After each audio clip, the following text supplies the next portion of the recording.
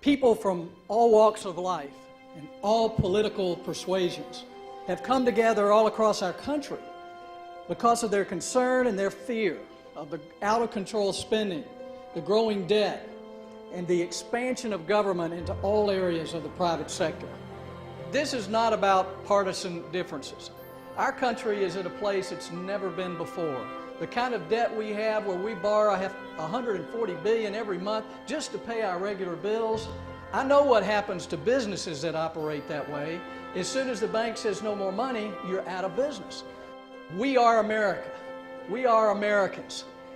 There is an instinctive love of freedom in the hearts of just about every American, even those that are hopelessly dependent on the government, who have been told lies for years.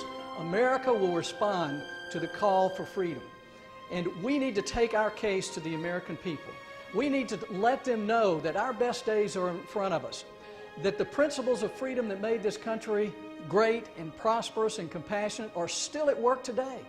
I see it all over South Carolina and all over the country. People are starting families, they're starting businesses, they're working hard, they're sacrificing, and they're being smothered by a huge federal government, but they're still making this work despite what the government's doing.